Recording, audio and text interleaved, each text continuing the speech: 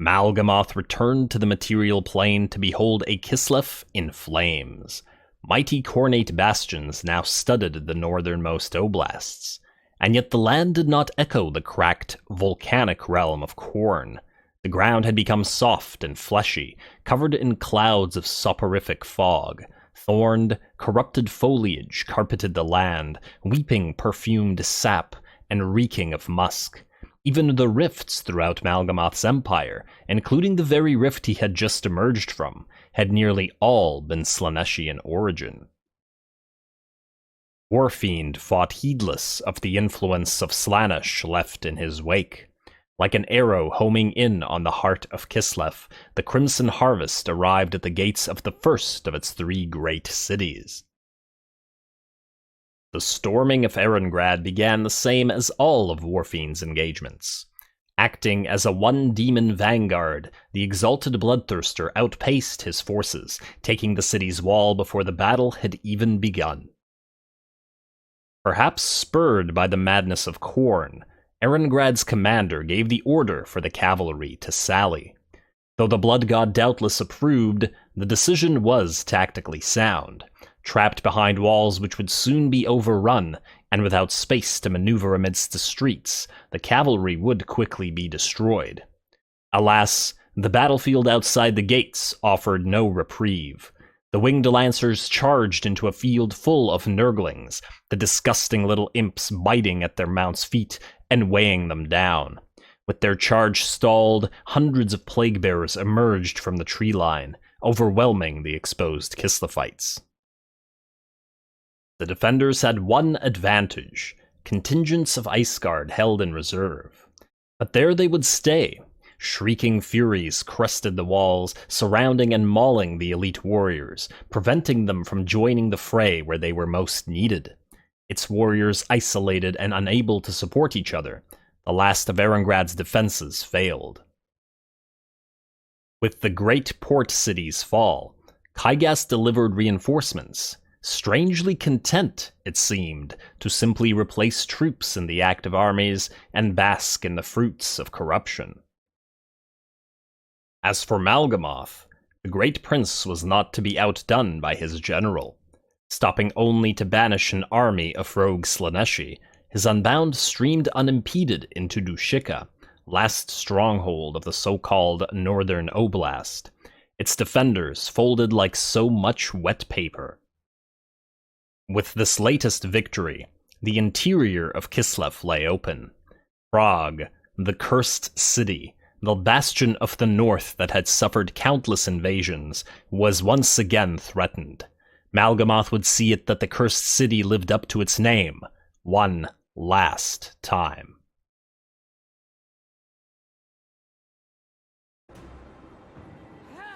What up, my freaks? RuinousInsight here with part 21 of my Total Warhammer 3 Mal'gamoth the Fateless narrative campaign. So now that we've advanced fairly deep into Kislev and created this massive Khornate land, well, we have a lot more Kislev to Khornify, as it were. It looks like that some of the enemies have been pushed out here, which is kind of interesting, and I am curious to know where exactly they think they're going. Fortunately, our Slaaneshi allies are helping. Unfortunately, we don't actually want them to take any of the important territories like Prague and like Kislev, so they're heading towards it, of course they are, and we have to try to get them before Mal'gamoth and before, or we have to try to get Mal'gamoth to take them before they get there, essentially. They wouldn't win if the armies were still there, but unfortunately if the enemy keeps attacking us, they'll keep losing their armies, and thereby will not be able to do anything about it. So yeah, clearly a problem there. I've also been trying to figure out what exactly we want to do with Warfiend and, well, the other armies in terms of that whole 60-40 or 75-25% thing with the God's armies that we're going to do, and I still haven't decided what I want to do with Warfiend in particular. The problem with Warfiend is sort of this. We have to either give him a Slaaneshi contingent, making it Khorne and Slaanesh, or we have to make it Khorne and Tzeentch. Now, Khorne and Tzeentch would actually be ideal in some ways, but it really, you know, hurts. It hurts me to put casters in a Khornate army, you know what I mean? And while Slaanesh would be good, I feel like it might not be as good in some ways. And there's a reason I'm thinking this way. It's mostly because I want the Tzeentch army, the eventual Tzeentch army, to have a Nurgle backbone. Mostly because I want Exalted Plague Bearers together with the Tzeentchian forces that'll have a lot of range, but like 4 Nurgle Plague Bearers and like 2 Soul Grinders of Nurgle would provide a bunch of extra range to an already massively ranged Tzeentchian army, and that will be our fully ranged army. So I really want Nurgle to be together with Tzeentch. That means the main Nurgle force, the like 75% Nurgle force, cannot be together with Tzeentch. It'll have to be together with either Slaanesh or Khorne. And if we were to put it with Khorne, we wouldn't be able to give Nurgle to Warfiend, for example. You know what I mean? Because all the gods have to be with different gods. Like, we can't have a repeat sort of thing. But anyway, I'll try to figure it out at some point. Maybe we just give Warfiend, like, Tzeentch, or Tzeentchian units, but more like Knights of Tzeentch, rather than anything else. No, like, fancy flying nonsense, or, like, magic nonsense, just like regular old-fashioned Chaos Knights of Tzeentch, redeemed by being as part of a Khornate army. Also, if we make him Slaanesh, it feels like he'll be a little bit too similar to Mal'gamoth. Oh, speaking of Mal'gamoth, you need 2 more Seekers of Slan, or Heart Seekers, to replace a few units as we've been trying to get you for a while now. I do want you to get some Exalted Bloodletters, but I don't think you're able to get those as yet. And we only have 1 more turn of reduction of recruitment for Slaaneshi units, so now's the time if we're going to do it. I think those are the only ones that we want to recruit now, although I'll think about getting some of these ones in here as well, afterwards, of course. Now, in terms of what we gotta do here, we probably want to make a few more upgrades. Alter the Crimson Harvest. We might actually delete this later, so let's not waste our money on it now. Leblia, however, let's upgrade this because we want all of our garrison as much as possible. And then let's get us the Field of Bones for more cash and Leblia. Although, wait, let's upgrade this. Now that I'm thinking about it, what if we were to not get this? What if we were to make this more of a military hub? Now, granted, it does have a Hellport, which does make it money, but considering there's a Warpstone Locust here and a Khornate Shrine here, we could just build, for example, the Keep of Khorne here, at least temporarily, to get the Exalted Bloodletters, so we could get those for several units. Although we'll need to build this line in Erengrad anyway, because we want Minotaurs for Mal'gamoth, and probably different Minotaurs for Warfiend. Yeah, you know what, let's build the money thing now, but let's possibly delete it later. It really depends on how quickly we level up Erengrad. Also, Dushika and Fort Ostrosk and Zoishank. Now, Zoishank is currently protected by Warfiend, so I don't think we need to upgrade it. Let's upgrade Dushika first, I think, because it's out front, and let's get it that eightfold path. There we go. Alrighty, well that's as good as it's gonna get. Now, Mal'gamoth, you cannot move this turn, and I guess we will then... Oh, you have the global recruitment duration reduction, don't you? Which will be gone in 1 turn. So if we want to recruit something quickly, we should do it now, but we don't have the money to do it. Yeah, we'll still probably have to get those Chaos Knights of Tzeentch and something. Anyway, Warfiend, you have a tiny little army to destroy, and just for fun, I guess we'll level up afterwards, because this is kind of a pathetic army, and we don't need to really concern ourselves with it all that much. I don't think we need to waste on, we don't even have money to waste on Seduction. Do we want to fight this cinematically? This is going to be a pathetically easy battle.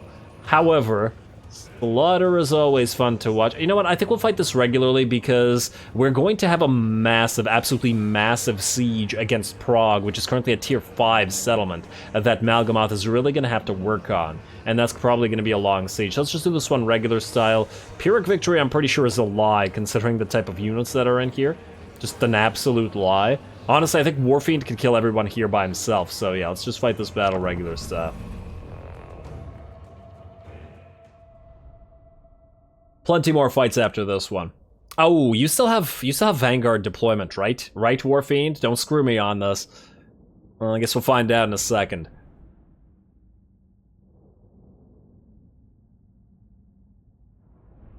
Alright, come on, Vanguard deployment.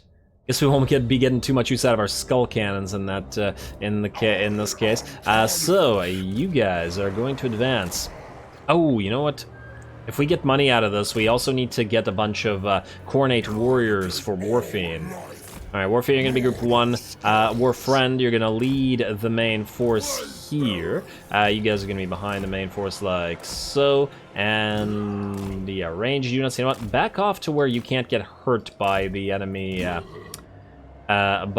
enemy ranged units. The Blood Shrines are gonna be together here.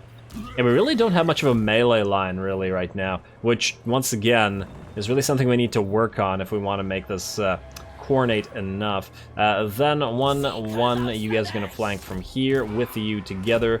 Let's make you guys... You know what? You're going to land, I think, for now. Or otherwise, you're going to get focused. So, let's have you landed. Let's have you landed. Warfiend can drop in. There we go. You guys are all going to be Group 2. 1, 2, and then you guys are going to be Group 5, you guys are going to be Group 3, and then you and you are going to go all the way around. Wait, what? Oh, this little thing is blocking us? Fine. And that rock is probably going to block it. Damn it. Alright, fine. Go here. You're really going to be this way. Okay, fine. Like so. You guys are going to be Group 4. Alright, that sounds good. You guys are going to lock yourselves down, and away we go. Start deployment, start battle, attack. Warfiend, kill. Everybody else, well, kill. Who has range attack? Oh, you guys have range attacks. Yeah, just do whatever. Do whatever. And then you guys move aside. We got to kill those ranged units before they, you know, slightly hurt us.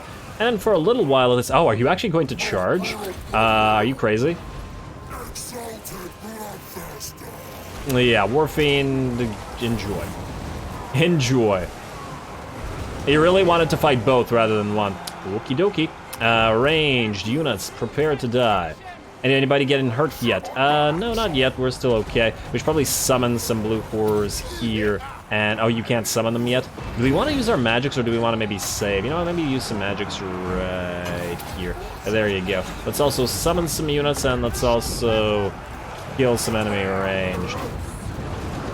Like so, like so, like so, and you guys.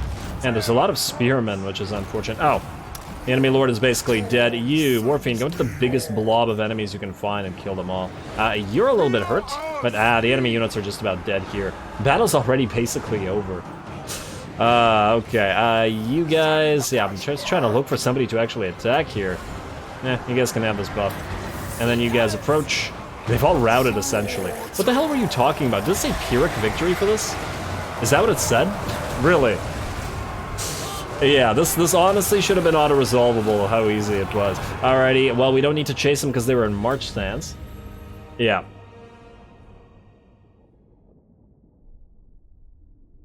Yeah. Although, see, the thing is, if we were to be able to put Khorne with Nurgle, then we'd have a massive line of infantry that we could then heal.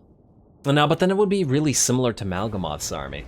Although Mal'gamoth's army is going to change later. Man, I still haven't decided. Wow, we got barely any cash. Okay, yeah, well, we didn't really work for it, so fair enough. Fair enough, game. I guess we didn't really deserve a lot of cash for that one. You just got a Disc of Tzeentch, which you do not need. Neither of you need those. You should both be on Burning Chariots. Or did I switch you to those on purpose? Also, one of the things I really don't like about the Daemon Prince campaign is the lack of items. And I know that a lot of this was due to the lack of items for our early game wins because of, well, that was the way that the game worked back then, but still annoying. Warfiend, you're gonna march down here and you're gonna start approaching from this direction. You got places to be, buddy. And so does Mal'gamoth, though he can't move anymore. At least not this turn. I am really curious as to where you're going to go. I'm hoping that you can't take help it, and now with one army, there's no way. There's absolutely no way. And what is this? Oh, we have to defeat this army? Unlikely if we're going to push on to Prague, which we're absolutely going to do. Yeah. Maybe while taking Prague, we can lose this damn Taint of Nurgle, which really does hurt, though. With the Armored Prince buffs, we're looking pretty good. I also still haven't decided what to buff here, but, you know, we'll still decide this later on, when we actually figure out what kind of units we're going to have more of in this army. You could actually get a couple of Chaos Warriors of Khorne if you wanted to, and just ferry them over. I mean, why not, I guess. We gotta get some to Warfiend anyway. Might as well go with the cheaper recruitment while we can. Also, we'll level all of these guys up at some point, but mostly if they actually get, you know, decent upgrades. Yeah, we really need to lose these pink horrors. They don't really add anything at all to this army. Yeah, alrighty. Unassigned skill points. Skip. Let's end the turn and let's proceed southward. Gotta get that Prague. Kugath is coming down here anyway. Yeah, all of our demonic allies are going to try to capitalize on the fact that we're killing all the Kislefied armies and probably take our stuff, which we don't want. What do you want, a military alliance? No. There's no reason to. I guess it'll make other factions like us more, but you're not even allied with the other Tzeentchian factions. Wait, in fact, you're not at war with them either, but you know what, let's not do this for now. If they ally with the other Tzeentchian factions, then we'll do it, just for the extra rep with them.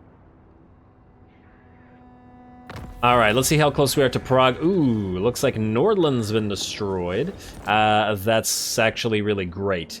That's actually really, really great. If they could destroy Erengrad, or not Erengrad, if they can destroy Marienburg next, that would mean there's nobody left here at all, which would also mean that we don't have to defend this coastline anymore, which means we could delete a few buildings like this demonic assembly at the Bay of Blades, like the, whatever we're using at the Altar of the Crimson Harvest, the 64-fold path.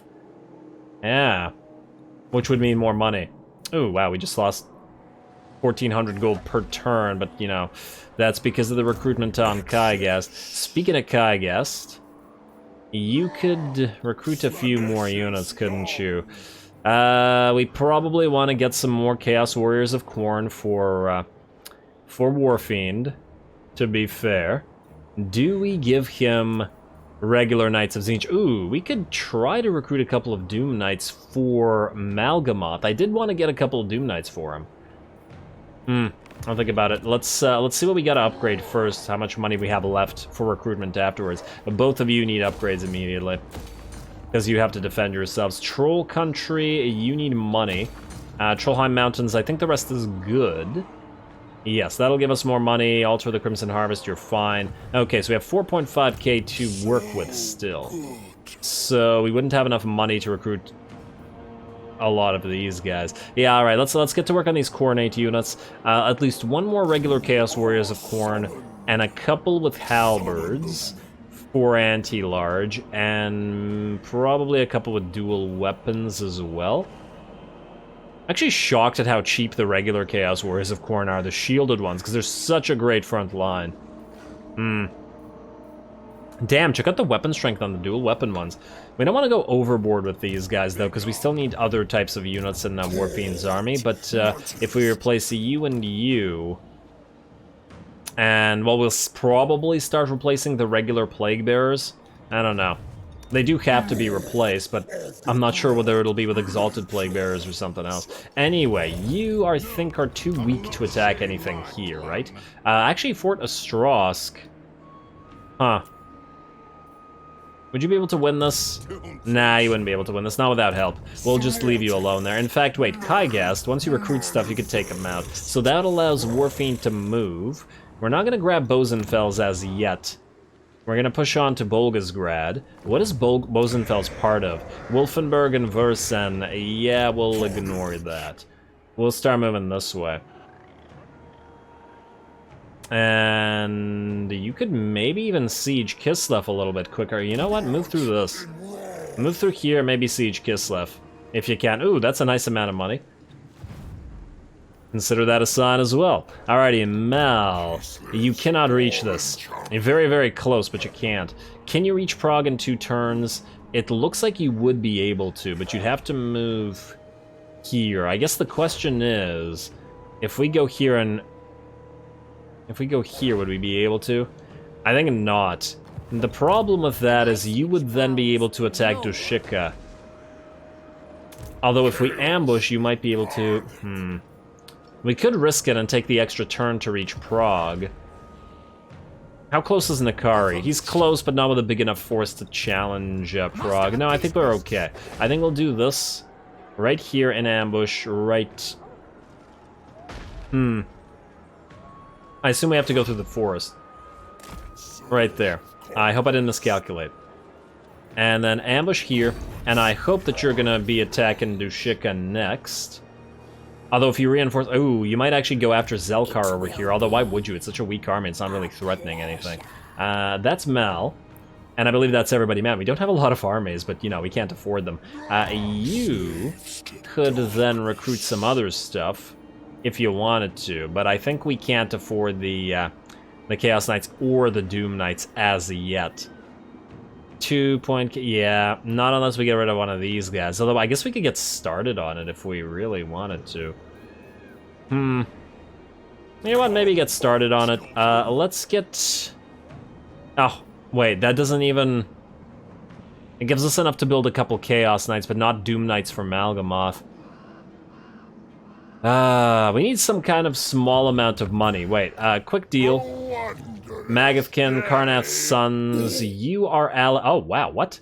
Karnath's sons, unlike the Exiles, are allied with all the other factions. Wait, how do you feel about Nakari, though? There's aversion, which means Nakari wouldn't like us allying with you. Septic Claw's currently at war with a bunch of demonic factions, and Magathkin isn't friendly with anybody.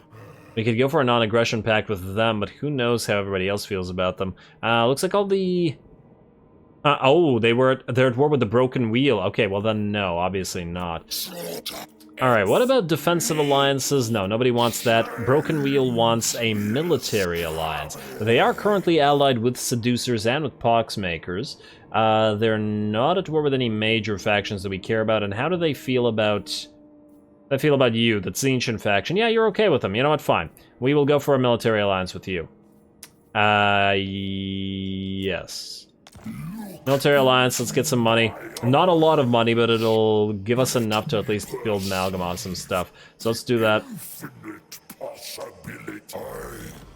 Alright, hopefully I don't come to regret this. Don't make me regret this, Broken Wheel. Now, Kygast, because of the extra cash that we just got, you can start building Mal'gamoth some Doom Knights. And, oh, that'll actually give you enough to build another Chaos Warrior of Khorne. Lovely. Alright, that's pretty perfect. Then... You're good. I guess we're gonna end the turn, we're gonna try to proceed to Prague, or possibly kill Ivana Horoshko.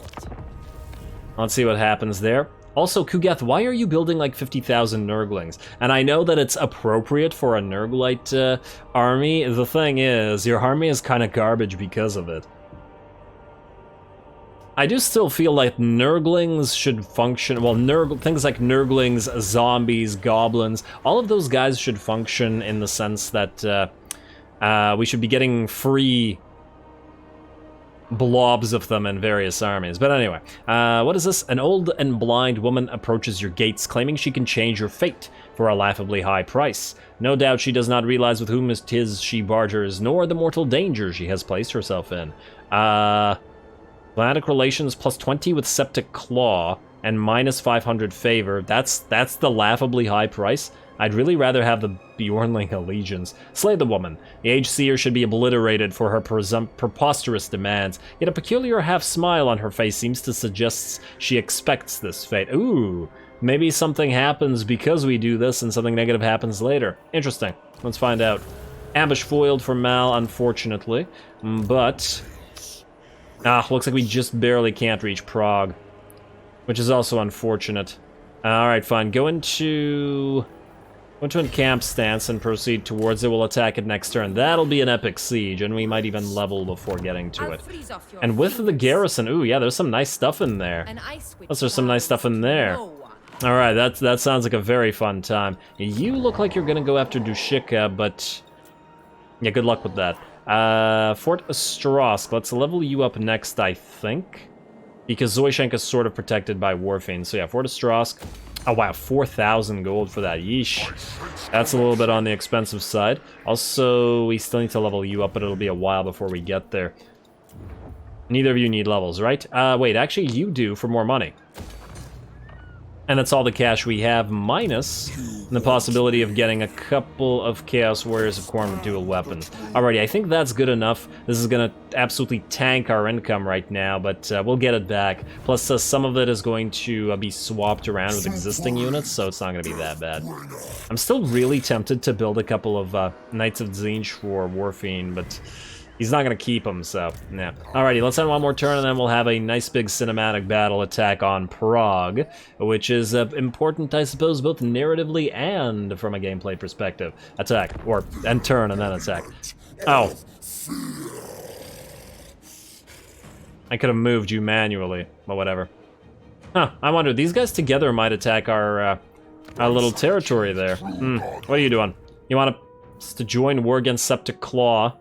And you're gonna offer money. Do we care about Septic Claw? I don't think we care about Septic Claw. Are they allied with anybody? I wish... How do you see if they're allied with anybody? I don't think they are, but now I'm like, wait a second. Wait, counter offer.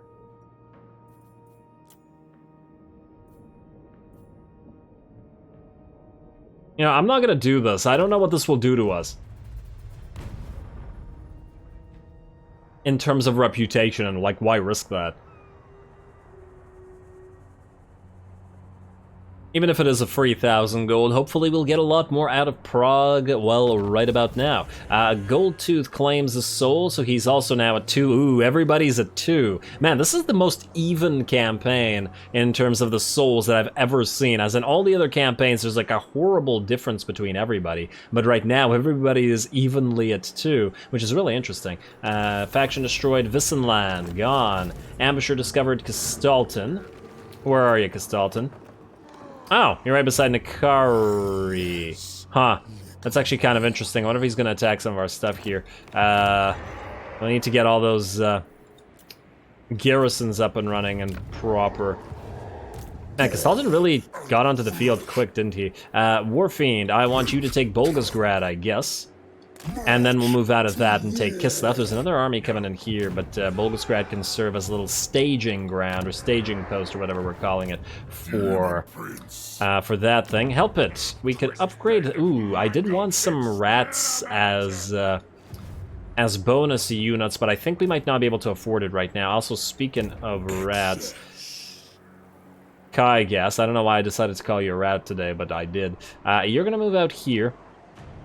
You're gonna destroy Thorgard, and if you can, you can ferry all this stuff over to both Mal and to Warfiend. Mal, you're gonna do 2 things. First of all, let us apply some of our points. You have Slicing Shards, we could get another Woundmaker point. Supple and Spry is always decent, especially when attacking settlements, because you could get hurt. I don't think we need to waste points on any of these things. Hey, you know what, let's go with Supple and Spry and Woundmaker. And then as for this stuff, I don't think we would have gotten anything useful. You're still using that Garbage Talisman of Protection. Relic Sword. Blade of Blood would be not any... Actually, it would be better. Just slightly. Fine, get the Blade of Blood. Sounds cornate, but ooh, wait, there's a Gold Sigil sword in here, which would give us melee attack and defense. Now I'll take that instead. Opal Amulet is not as good as the Talisman of Protection, I think. Enchanted Shield, you're using the Armor of Silver and Steel, so you're fine. Oh, we have a Tormentor's Sword. I had forgotten about that. But we don't need one in this army because you have one, don't you? No, you have an Ether Blade. Oh, interesting. Okay, wait, fine. We'll give you the Tormentor's Sword then. Which is always a nice pickup. Enchanted item, we don't have any at all. Counter. You, my friend, are going to go through Blade Shield. You're trying to get Deadly Onslaught still. Although, you know what? I am kind of tempted to get Miasma Pestilence the second point, just to... Nah, then again, we rarely use it over the other stuff, to be fair. Also, are you still on your Rotfly? Yeah, you are. Let's give you back... Oh, wait, actually. For a siege, the Rotfly might be appropriate. You know what? Let's keep that. At least for a little while. And then I guess with Blade Shield you can get Scarred Veteran because you can heal yourself. Gotta get you thick-skinned because your armor is, you know, not up to par right now. You have that Ether Blade, you have that Glittering Scales. Ironically, the Tormentor Sword would actually be quite useful for you as well, but, you know, I'll think about it. I'll think about swapping those around, I mean. Could really use a Helm of Discord on you, but I don't think we have any of those either. Yeah, okay, you're fine as you are, and I don't believe any ancillaries would apply to anybody here. Construction costs for buildings, Zinj Corruption, Seduce units. None of that.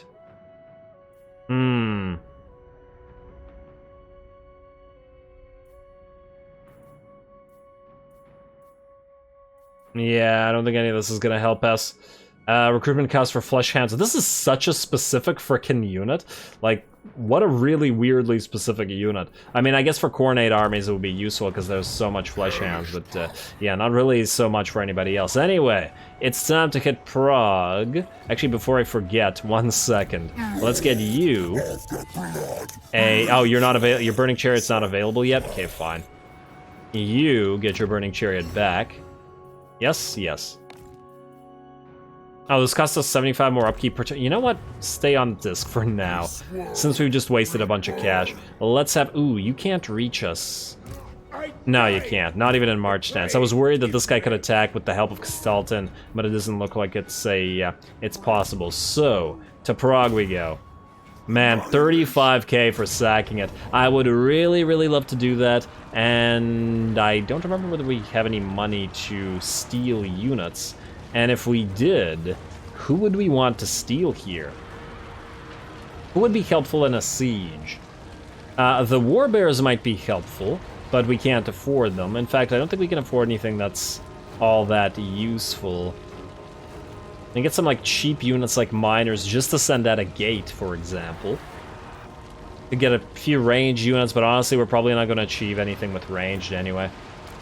You know what? I'd rather save the cash. And the miners aren't going to help us enough for us to be worthwhile. Let's just straight up attack Mal'gamoth. Let's see what you can do. Clear the walls, everybody. Mal'gamoth and the counter will probably work on the walls. This will be a nice, fun time.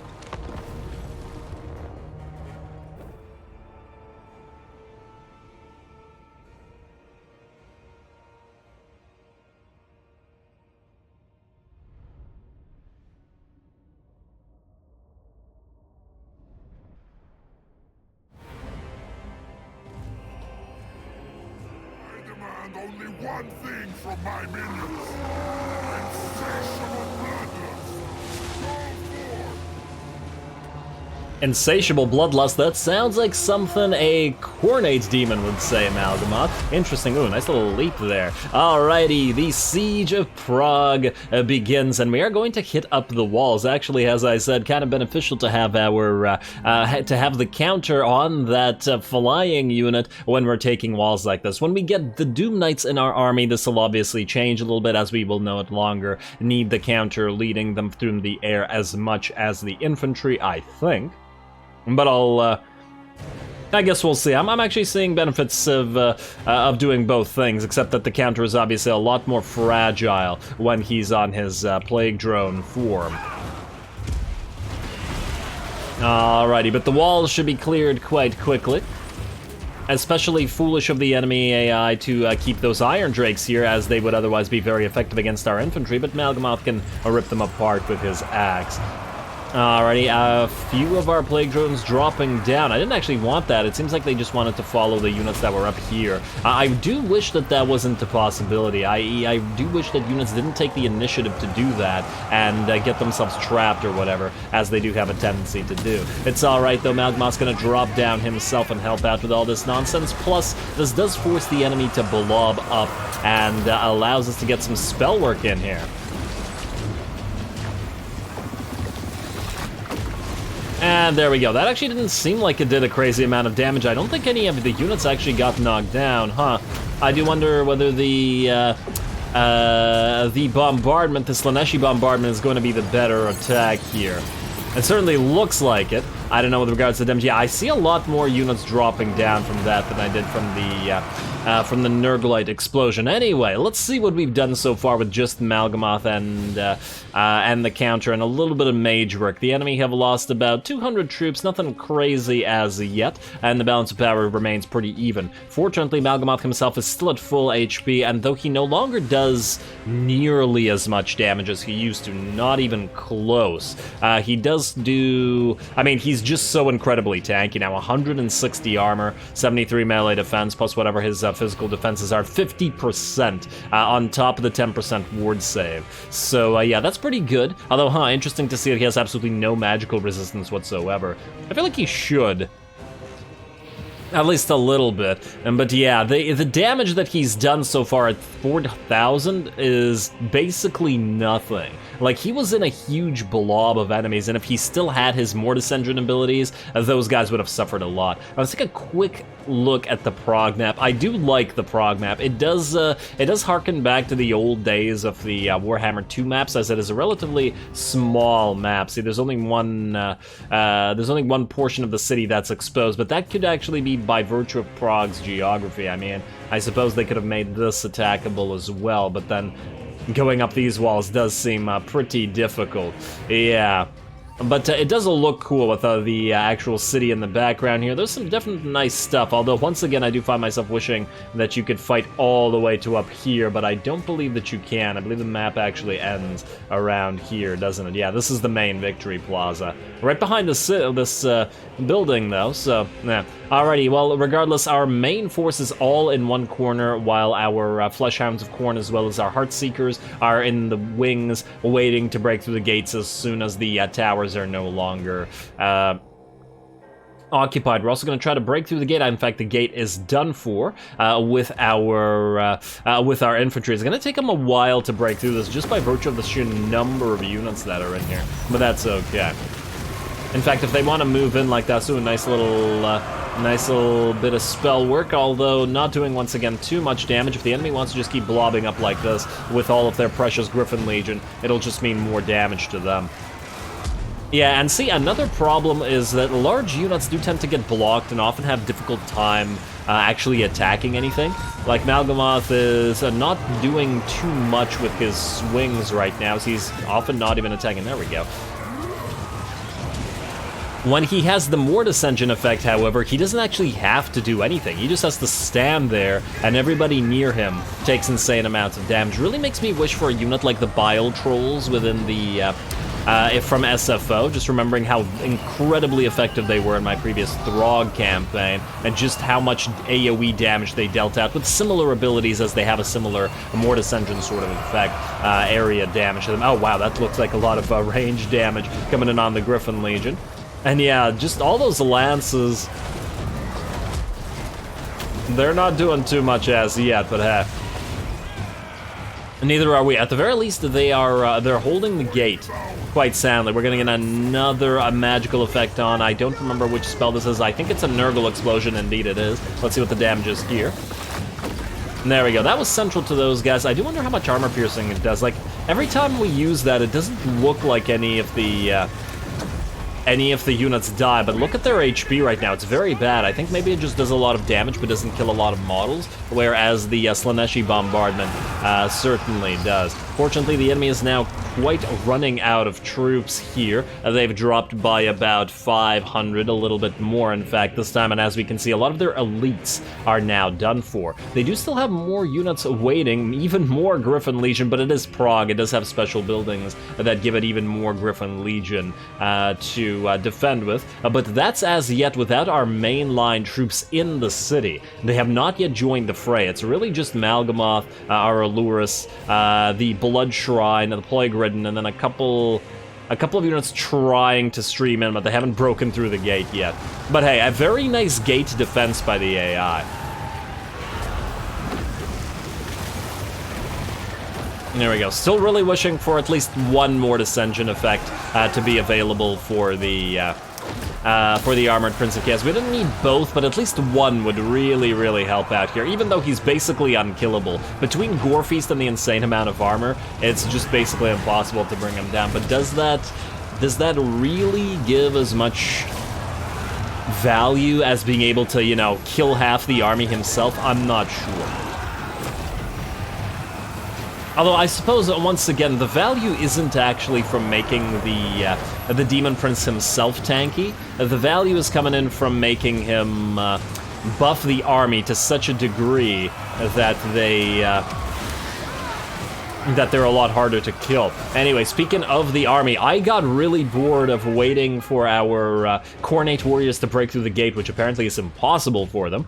So I decided to send up all of our Exalted Pink Horrors up the walls and hope that they could fire down on this. Was this a mistake? Somewhat. It's mostly just me getting impatient, but honestly, I don't care that much about these units because they're all getting replaced. These are all the relatively basic troops that are all going to get, hopefully soon, retrofitted for better stuff. So even if a couple die doing this, it's not a huge deal. But generally speaking, being patient and actually preserving those units would have meant not sending them up the walls. I actually had to summon more units and get all of our flyers to deal with the Zargard up here, who decided to want to fight those Pink Horrors. And obviously Pink Horrors versus Zargard in melee is not going to go well for those same horrors. But hey, at least it's always fun watching units fight on the walls like this. Minus the fact that I can't see anything through the wings of the plague drones. Or I guess, the rot flies. Well, I mean, they are plague drones, but it's the wings of the rot flies. Ooh, that was a nice little jump and spin, actually. Nice job, Mal. Nice job. Alrighty, so how are we doing? Let's double check. The balance of power is moving a little bit further into our favor, but now the Coronate Warriors have finally broken through the gate at 5 minutes in. It took them quite a while. There's still plenty of enemies remaining on the field, however, as that was only about, what, 800, 900 enemy units destroyed. We have also started to break through the gate over on this side with both our Fleshhounds and our Heartseekers, who are going to start wreaking havoc within the enemy city. Mal'gamoth's still fighting all those Zargard up here and trying to preserve those Exalted Pink Horrors, though we also got to remember that the Pink Horrors are going to be taking shots from the enemy range. But hey, at least they'll be able to fire back. They're not actually firing down on the enemy as much as they're firing at the enemy Ice Guard that are up here, which might be okay because, you know, somebody has to deal with these Ice Guard after all. They're not doing very good volley fires. It looks like very individual shots, but I guess not a lot of the units are in the proper positions as yet. Yeah, I do wish that they had just a little bit more range. I mean, obviously the Ice Guard outrange them, but if with a little bit of extra range, it would be a little bit easier. On top of that, one of the units is very, very badly beat up. This one. Honestly, what I probably should have done is take this unit and put it back out here, move off the walls, but then I guess it would have had to move down. Ooh, and it looks like the enemy Lord, the Frost Maiden, is near to Mal'gamoth across all these Rotflies. Honestly, the fact that the Rotflies have been fighting this entire time, despite the fact that they've taken damage, is pretty damn solid. Definitely starting to be a little bit more impressed with this unit. I mean, we've had it around for a long time, and I've been wanting to get the Death's Head version of the Rotflies as part of the retrofit of the army, in addition to obviously the Nurgle Soul Grinders. But you know, we're working towards it. We're working towards it. Ooh, looks like a hailstorm coming down on our poor Exalted Pink Horrors, and this one is now very, very badly damaged, though they are at half models. It looks like the Coronate Warriors can now start fighting the Onslaught of the Griffin Legion here, and once again, this is starting to look like a Warhammer artwork, which means I enjoyed. Oh yeah. Look at Mal'gamoth towering over the battlefield here, although I guess he's in the wrong side. He just doesn't care. He can be on any side of the battlefield, and it won't matter. Alright, nice slash of Slaanesh going down into the Griffin Legion, and I'm pretty impressed with how well the Griffin Legion generally hold the line, in the sense that even though they're shock cavalry and they're pretty, in theory, fragile, at least as my experience with them, they're taking quite a while to bring down. In fact, let's see. They have 110 armor, but they are, as I said, shock cavalry. Mal'gamoth's actually taken a little bit of damage now, having dropped by about 25%, maybe 30% HP, although obviously some of that will still be recovered. And we also still have our Locus of Fecundity up, should we need to use it from the counter. Man, so many Griffin Legion to kill this day. Every time I battle with Mal'gamoth in the armored Demon Prince form, I just keep thinking, how much faster would this battle have gone if he had the Mortis Engine effect? Wouldn't everybody around him be routing a little bit more? I mean, granted, the rest of the army would be a lot more fragile, but I don't know. I just don't know. Alrighty, and it looks like now not just the Coronate units are in, the Nurglite units, the Plague Bearers, are streaming in as well, so now the gates are well and fully opened. These guys are trying to reach up there and hit those Ice Guard, and the rest of our Coronate Warriors, together with our Allurus, as well as the counter, are streaming up the hill to hopefully take the first of the positions. Lots and lots of corpses up here. Alrighty, pretty cinematic battle, I gotta say. Especially now that we're moving into the city rather than just fighting down by the gate. Although a pretty epic gate defense at Prague. Alrighty, and it looks like with that, with both of the gates open and most of the units down here dead, I think Mal'gamoth actually managed to slay the enemy lord down here as well. Personally, he's up to 161 kills and 20k damage, but yeah, that's nowhere near the kind of damage he used to output. We've gotten 60k and 80k damage on him before when he had his Mortis Engine effect. Huh.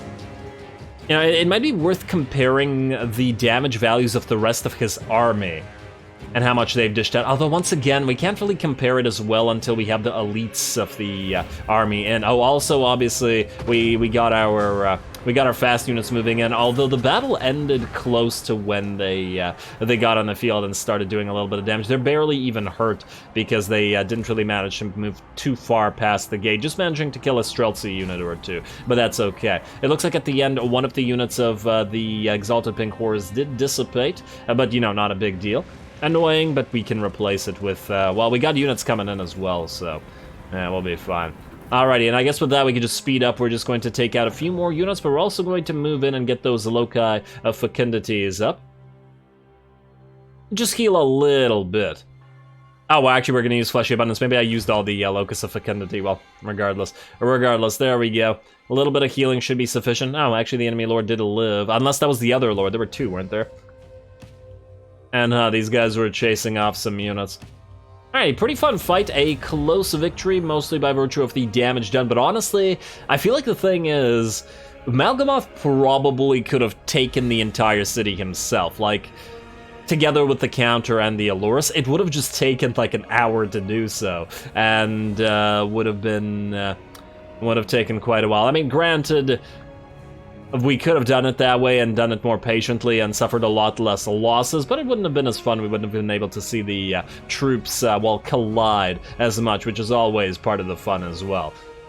Yeah, alright, let's see what the damage is. Let's see how worth it is to have Mal'gamoth in his current form, well, to some degree. Once again, we need to see the full army retrofitted before we can make a full decision or final decision on that.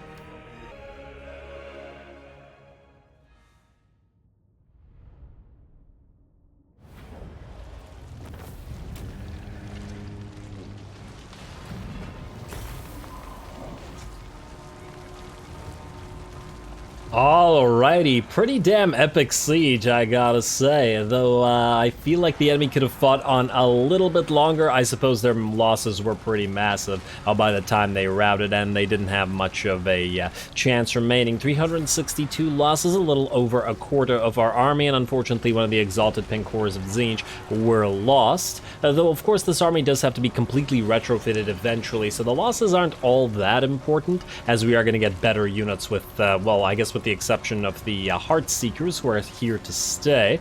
I don't know who out of these basic units is gonna stay, if anybody.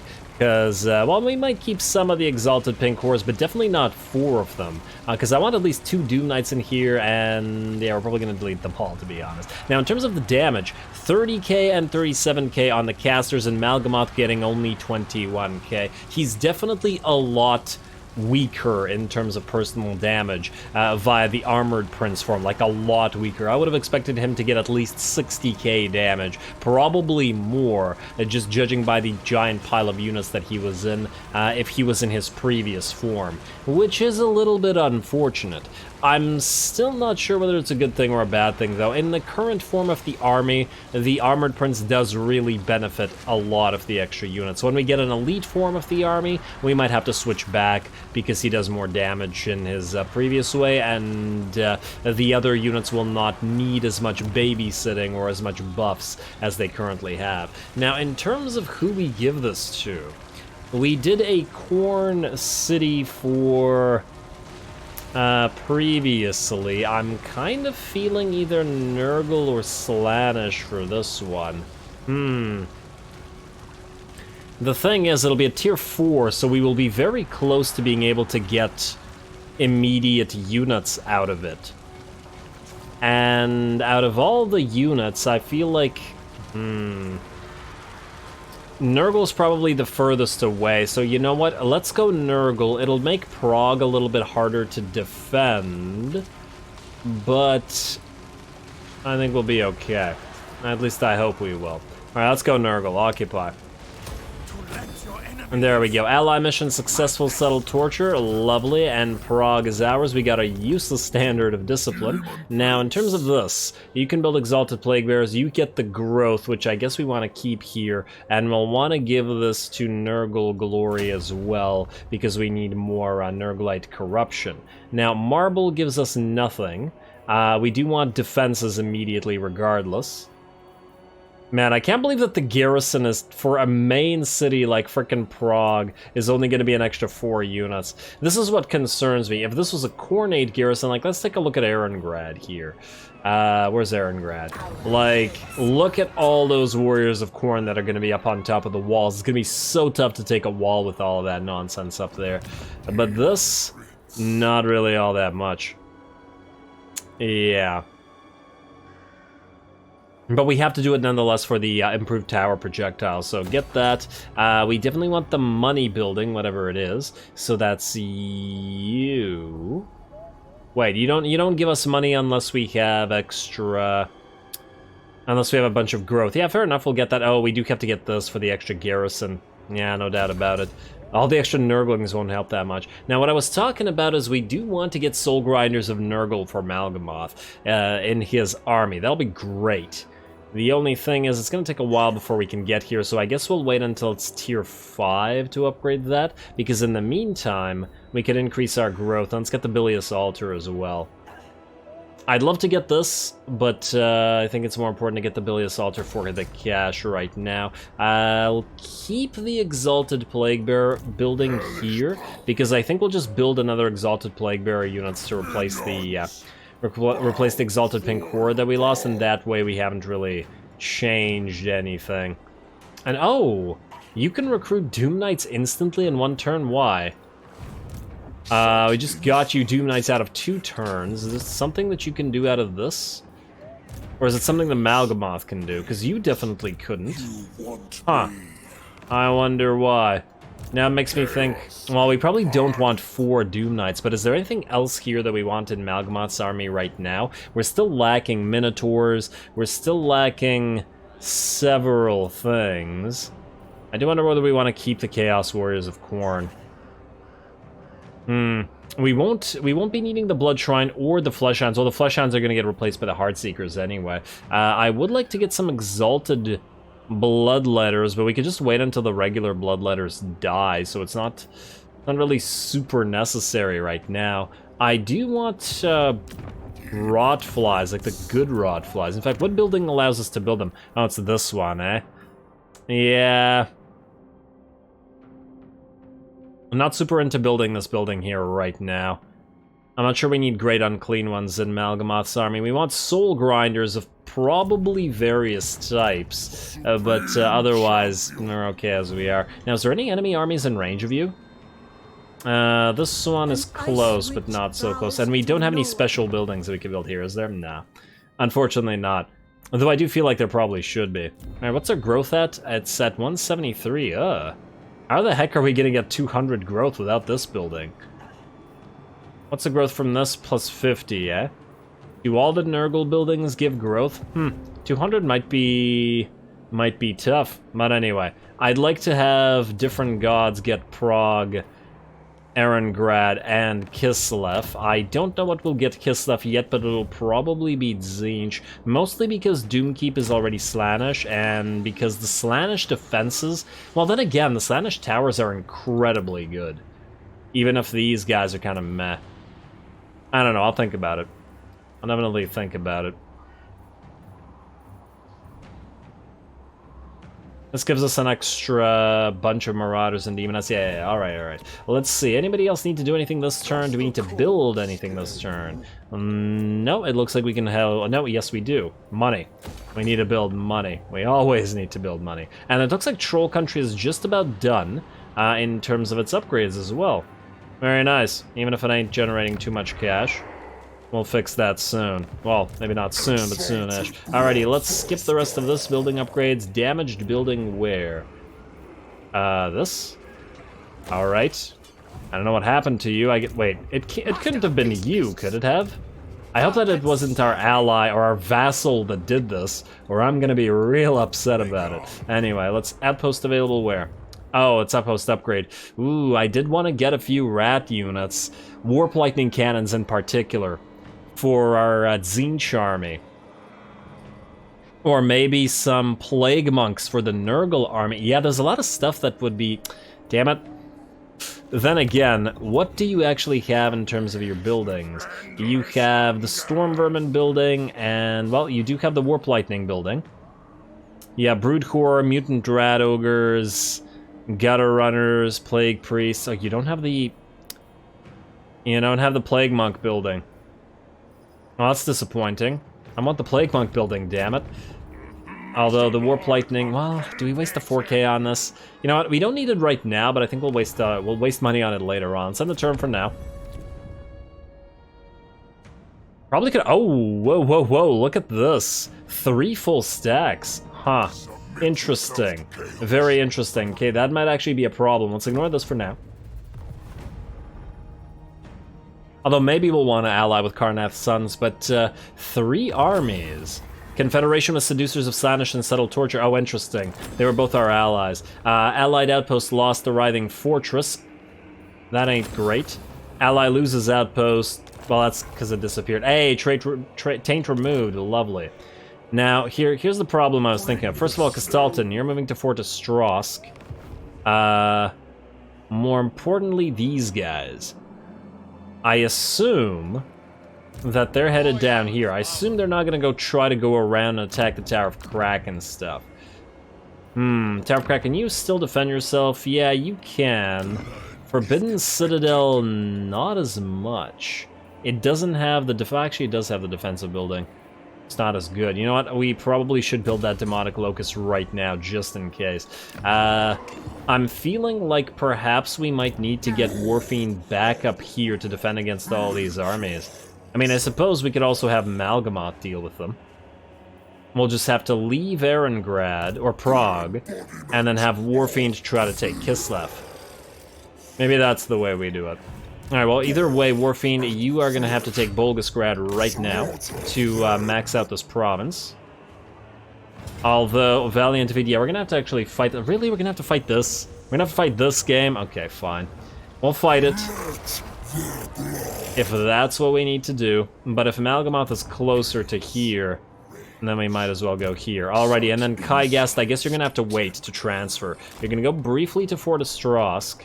We're going to start moving Mal'gamoth out this way and hoping that there isn't a full stack right here or something to retake Prague, although we're close enough to hopefully deal with it if it happens. Growth is okay, but it'll be taking a long time to get to that Dreadhold Fortress. Anyway, Mal'gamoth, I want you to go here. Wait, damage success chance is 75 here. I'd like to get to Castalton, though I have a feeling he's going to go to... He's gonna go to Fortress Strosk, but with a single stack and so many garbage units in it, I doubt he'll be able to do with anything with it. You know what, Mal'gamoth, you're actually gonna move up here. Get closer to this nonsense, and deal with it if you can. Alright, like so, and we'll go into ambush. Hopefully this doesn't cost us the fight, because we're relying on the upkeep production quite a bit right now. Yeah, lots of stuff is costing us. Dushika, let's upgrade those walls. You already have that 64-fold path coming up, so I do believe we're going to go for that brass tower for more money. The growth here is okay, so I don't think we need to adjust that at all. And also, wait, what about you? You're all okay. We technically don't... Nah, we'll keep the Cornate Shrine here, at least until Erengrad is ready to go. It's gonna take a while, after all. We need more growth here, but we can't build anything. At least the port is there to help us. Now, in terms of what else we can do here, I guess Warfiend, it's time to take Bolgasgrad, and since we're going to attack, we might as well... You have a Warrior Bane? We might as well... I was just thinking about what to upgrade. Oh, you have Wrath of Khorne, Bellow Fear, and Burning Rage now. So the Burning Rage is an explosion centered on yourself that does no armor-piercing damage but magical fire damage.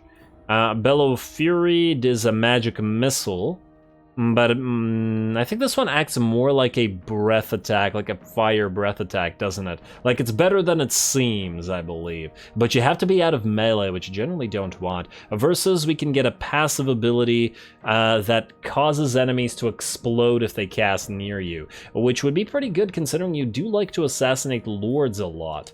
Kind of makes me tempted to do that. Battle, butchery. Affected units casting. I assume this is enemies casting, right? Actually, if anybody knows, does this affect friendly units casting? It would be kind of interesting if it did, but it would also mean definitely no other casters in this particular army. So I think we're gonna avoid that for now, but I definitely gotta look this up. I feel like it wouldn't. Also, 256 damage really isn't that much, to be fair. Also, is this this is an explosion, so it would hurt anybody who's near the caster as well, but 256 damage to a lord is so negligible that it almost makes me feel like maybe we get for the other, maybe we go with other ones. This Bellow of Burning Rage would at least be more AoE damage. I'm genuinely unsure. I definitely want Chaos Warriors. Oh, we have to choose between the...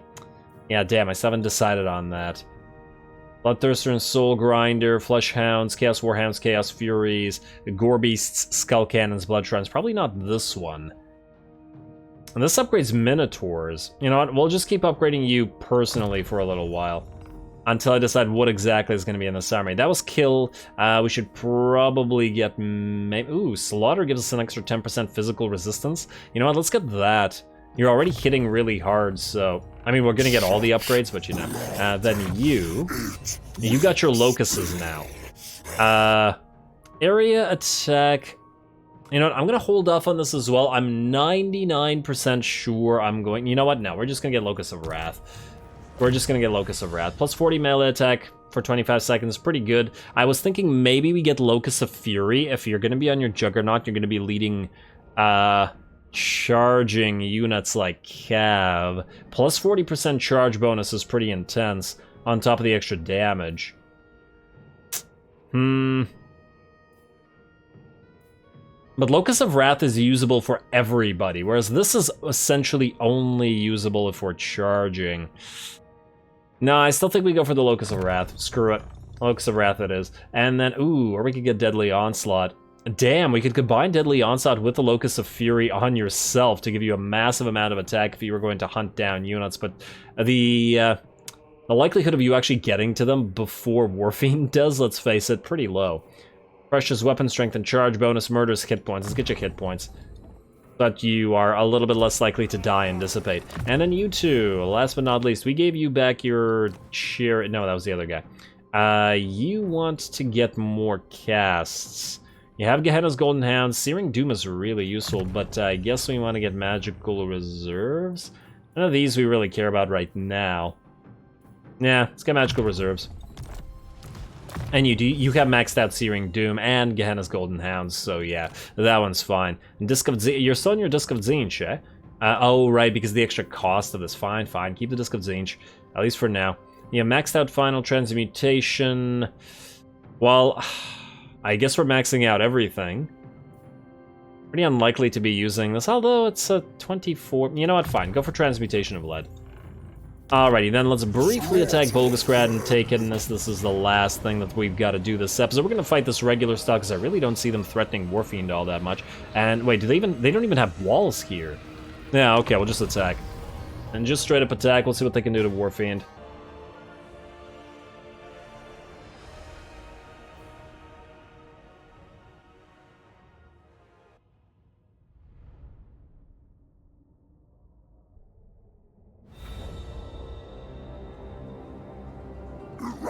it or life. This is Cardiff's command.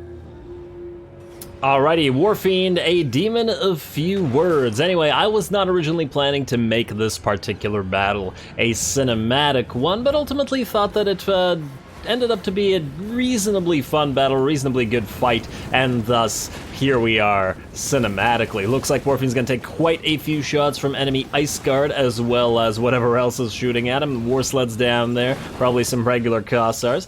He's taken about 25% of his HP, but we do gotta remember that he does have a healing potion, so he's not all that scared of that sort of thing. And once he's down on the ground and actually fighting the enemies, he's a lot deadlier as well. So good luck to Warfiend. He's gonna chase off some Ice Guard and kill off as many of them as possible, while the rest of our army tries to advance. Now, we've set pretty much all of our infantry, i.e. our slow units, over on this side of the map, in one corner essentially, where we will try to sort of pseudo-pincer the enemy and attack them here. However, all of our quick-moving units, our Seekers, our Hellstriders, and our Fleshhounds of Khorne are all over on these sides of the map, and they're going to try to capture stuff and kill any straggler units that remain, and then of course by then hopefully attack these guys and help out. Anyway, let's get back to the battle. Warfiend's probably still fighting out there, and now I believe he's used his healing potion, or he's in the process of, and he's still chasing those Ice Guard.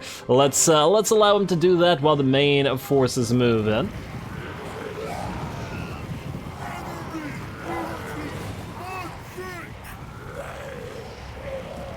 Alright, he's slowly wandering up there.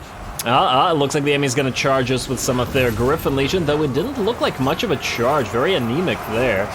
They kind of stopped. I guess they didn't have the range they needed to in order to actually get a charge going. Yeah, that Kossovite Dervish charge looked a lot more like an actual charge than that of the Griffin Legion, unfortunately for them. Alrighty, and here comes some Zargard to help them out as well.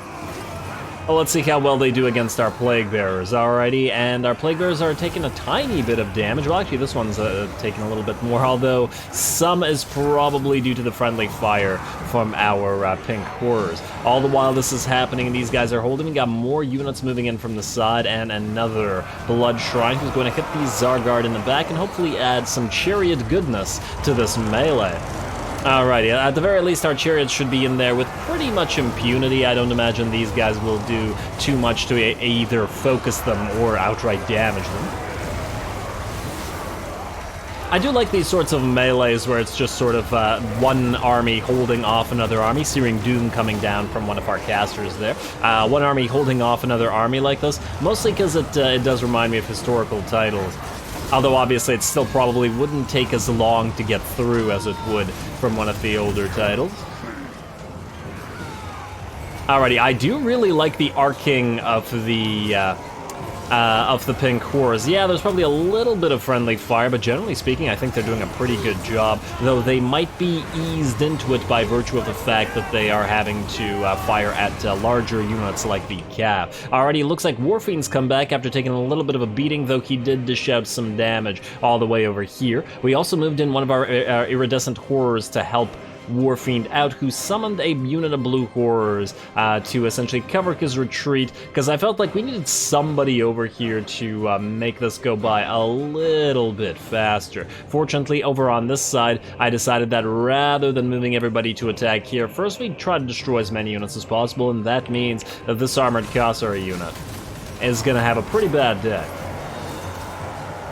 And in fact, they want none of this and want to back off.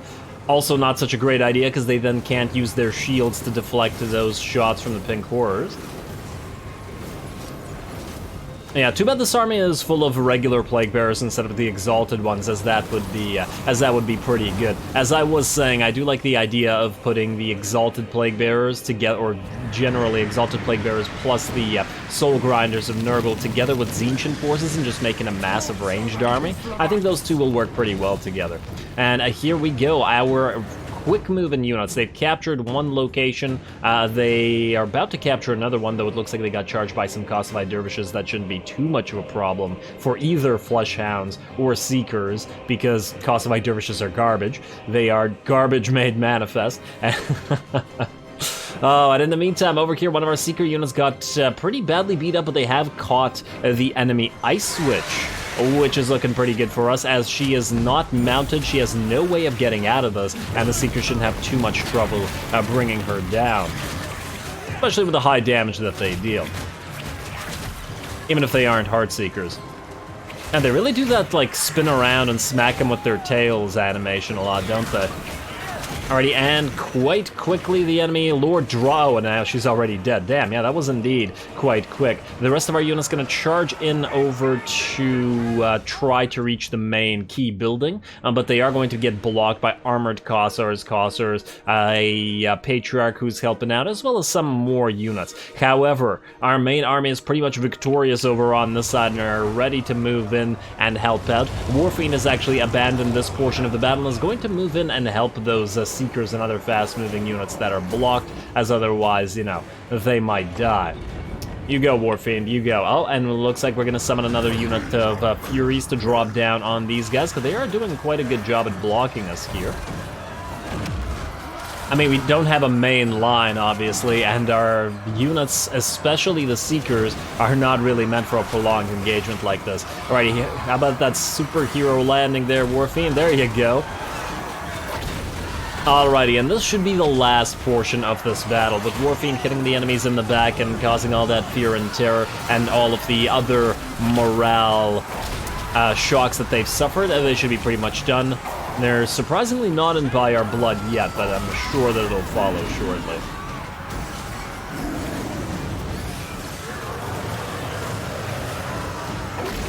Just enjoying Warfiend's smack and jerks around. There we go. And, oh, that was a little Grom. Okay, not a war sled. Down goes the big boy, and there we go. By our blood is up, and the enemies are just about done for. We have taken, actually not too many casualties, though the Plague Bearers took, you know, about half HP. Granted, they don't have any way to heal in this army, which is certainly something that I was considering if we were to pair this with Nurgle, but once again, not so sure about that. Plus, once again, that would also make it too similar to Mal'gamoth's army. Anyway, we are just going to wait the last 10 seconds. In fact, I think we can just speed this up, as there we go. Speed it up for a couple seconds. A decisive victory, though some damage was had, but to be fair, our Plague Bearers held off quite a lot of units, so it shouldn't be surprising that they took a little bit of damage. Warfiend himself was also quite hurt, but he was running around in the background, taking so many range shots and just acting on his own and not within the army, so that's not all that surprising. Plus, he's not as tanky as Mal'gamoth in his armored Prince of Chaos form, so not all that surprising either. I'm sure he'll heal to full without too much trouble. Plus, even if he didn't, we just healing potion him up next battle. Alrighty, decently easy little battle. We had a less than quarter unit loss, and that was with me quite underestimating the foe. No units damaged. Warfiend did quite a bit of damage himself. Let's see what the actual numbers is. He definitely beat everybody in kills.